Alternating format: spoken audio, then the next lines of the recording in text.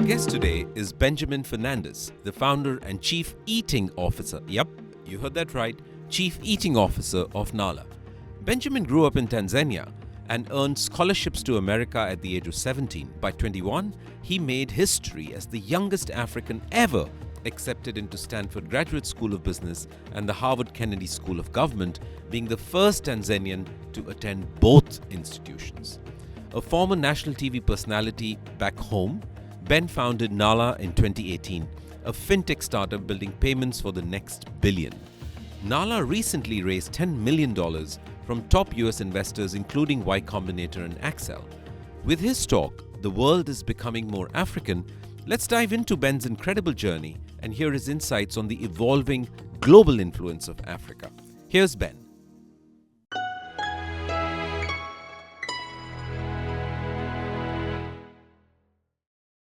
The world is becoming more African.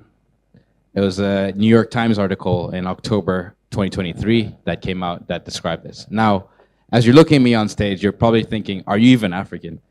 So by way of introduction, my name is Benjamin Fernandes. In Ghana, they call me Kweku. In Nigeria, they call me Ola Olau. And in Kenya, I'm called Kamau. Now, I know what you're thinking. You're probably looking at me on stage like, dude, you look Indian and you call yourself African, but you got a Mexican last name. So what's going on? So actually, this is my first time in Ghana. When I arrived yesterday at the airport and I was pulling in at the immigration, the lady asked me, she said, where are you from? I said, Tanzania. I had her my passport. Then she looks at me confused. She's like, are you black? And then I was like, no, I'm Tanzanian. It's like she didn't believe me when I told her I was Tanzanian. So let me take a step back in history. So migration's always been part of my family and in cross-border payments where I work today. And a quick history lesson for a lot of us here is we all know that the UK ruled a lot of Africa. Many African countries were ruled by the UK. And the UK also ruled India. And so if you look at what happened is in India, a lot of people were brought as laborers into Eastern Africa. So Tanzania was called British East Africa alongside Kenya as well and Uganda. And so my family moved here 4 generations ago to Tanzania, and we've been in Tanzania since, and actually my first native language is Swahili. It's the first language I grew up. So I grew up in Tanzania, and when I turned 17, I got a scholarship opportunity that took me to America for the first time. I'd never lived there, and that's how I got to the United States. And in between that, I began a career in television. So I used to be a TV host. I started on local TV in Tanzania, then went to national TV when I was 19. And when I finished university, I actually came back and moved back to Tanzania. And I was working in the payments industry, in the television industry, not involved in payments, but my first project in payments was enabling people to pay for TV subscription on mobile money. Now, shortly after that, I applied for this program and got a full scholarship that took me to Stanford for my MBA program.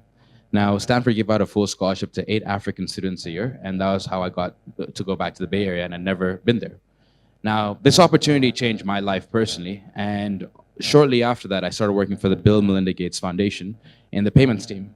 And after that, being surrounded by so many people in the payment space, I decided to start a company called Nala. So today we operate in, fast forward today, we operate across 21 countries, enabling people in the US, UK, and Europe to send money to 11 countries in Africa. Now, enough about Nala. I want to talk about something that may be a phrase people have heard about. How many of you know the phrase japa?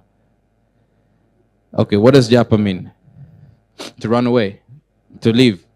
Okay, cool. It implies to run away or to escape. And people use the phrase when they're describing somebody who leaves the African continent to go for an opportunity abroad, usually a country that is in Europe, the US, Canada, the UK, and so on. So a fun fact for you is last year, formally, 1 million Africans japad. And that's not just Nigerians, that's the whole continent. That's formally japad. Informally, it's probably about 2, maybe 3 million people, but formally, through formal channels, about 1 million people. So the question I've always had is talent Africa's greatest export? That's the one thing I want to discuss and think about today. So let's take a step back. Today, Africa has 1.3 billion people. By 2050, Africa should have 2.5 billion people, making it the largest continent in the world, with the median age of 17. Is this exciting or concerning? We should think about this. See, if we look at why this is has many questions around this. Africa has the largest dollar shortage in the world. Now, what is the dollar? The dollar is the world's trading currency. It's the currency that trade is made. Now, if you look at the entire continent of Africa, a majority of Africa is a net import region. We import more than we export. There's very few countries in Africa that export more than we import. One of them is actually nearby here, it's Cote d'Ivoire. But almost the rest of the entire continent imports more than it exports, leaving a massive trade deficit. Now, this is a big problem for us. And how does this affect us at scale? Each one of our governments borrow money in dollars. They earn revenue from taxes in local currencies, and they have to pay back in dollars. So when currency devalues over time, they have to earn more revenue locally in order to pay back in USD. And this hurts the entire region. The reliance on dollars for trade can be very hurtful for Africa and expensive, and increasing the cost of cross-border payments and local USD denominated debt. Now, with the growth of the African population, it brings this big question. Let's say today, Ghana imports, $600 million worth of tea, with its current population today. Now, let's say the population doubled. How much more tea does Ghana have to import in order to service the people in the market? So let's look at the countries in perspective. Now, I want to talk about some of the largest markets in Africa. Let's look at Nigeria, for example. Nigeria benefits from unique natural resources, right? And I want to look at each of these countries from how much they export and what money is coming into the markets from exports, because exports bring in dollars into the country. A lot of African countries need more dollars coming in. So let's look at Nigeria, for example. It's got a host of many natural resources. What is Nigeria's top export? Does anybody know? Oil. So crude petroleum brings in $52 billion to Nigeria, okay? And then petroleum gas, which is the second largest export from Nigeria, brings in $9 billion. But what's interesting is remittances in that same time period to Nigeria brought in 24 billion. Nearly 2.8 times the second largest country's export of petroleum. Let's look at Kenya. Kenya, top of exports, number one, anyone guess? Tea, correct. Tea brings in $1.3 billion into Kenya. That's the largest export for Kenya. Cut flowers bring about 600 million, coffee about 400 million. However, in 2022, Kenya remittance volume in that same time period brought in $4 billion. The entire export for the entire country was 5.7 billion. So significantly larger. Now let's look at Egypt. The final example I'll give from the African continent. What is Egypt's largest export? Anyone? Pardon? Any guesses? Largest export in Egypt? Pardon? Tourism? No, petroleum gases. So petroleum gas brings about $9.5 billion into Egypt. However, within the same time period in 2022, remittances alone brought in $23 billion, making it 2.5 times larger than the country's largest export, which is petroleum, at $9 billion. I think I made the point clear here. If you look at these markets, you see these patterns at scale across the African continent. Now, is this just an Africa thing or a global South thing?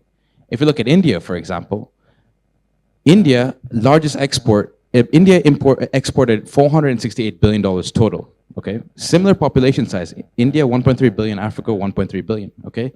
India's total exports was 468 billion, where refined petroleum was 86 billion of it. However, within that same time period, remittances alone to India was 125 billion, bringing in significantly more dollars and contributing to the economy locally.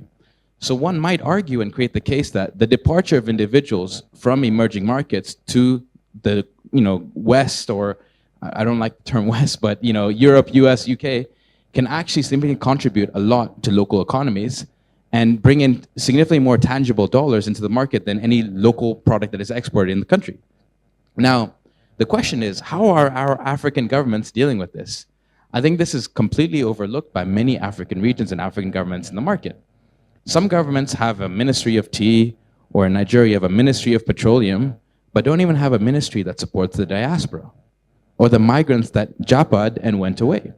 Yet those migrants bring in a lot of money back into the country that could be a net benefit or a net pain for the organization, because you could argue that if they went to study abroad, it led to a brain drain because, okay, maybe our best doctors left Nigeria and went to the UK and so on. But is the flip case also valid where maybe the doctor who lives in Nigeria is now building a hospital, lives in the UK, is now building a hospital in the rural village in Nigeria that will help the country? Or does it hurt the region? And this is the question we have to ask ourselves, because how, when somebody is sending money back home, they're also taking their personal savings to send. For example, in the US, our average customer sends $1,200 a month. In the UK, our average customer sends $650 a month. In Europe, our average customer sends $843 a month. Now, if somebody's earning, let's say, $3,000 a month, and they're sending $1,200 of that back home, will they be able to build long-term wealth in that country they move to? Because they have this expense, maybe it's not an expense, it should not be looked that way, but they have this cost of them able to send money back home, and that becomes challenging because a lot of their income gets taken back. Or maybe instead of sending money, can we send money for services? For example, 60% of money that's sent is sent for healthcare reasons. Now, when I interview our customers and I speak to them, 8 out of 10 of our customers tell us that they don't believe that the money is 100% being sent for what they sent the money for. So let's say somebody sent, oh, this is $1,000 for school fees. Maybe 600 is school fees, and the balance, whatever, somebody took his pocket money and decided to bless themselves. But the question is, can you give migrants more control of the money? Instead of them having to send a full amount, if it's 60% is for healthcare, can they instead buy health insurance for their loved ones back home? Now, I know in Africa, some of us don't believe in health insurance because health insurance's biggest competitor is Jesus. But it's challenging. But the collaboration between governments and businesses and innovators are essential in order for this to pave a path forward for us to grow as an industry. Now, the challenge I leave with all of you as I wrap up is, where do we see the industry growing over time? If the population is going to be 2.5 billion by 2050, what are we doing directly as ecosystem innovators or as regulators to make sure Africa is poised for success?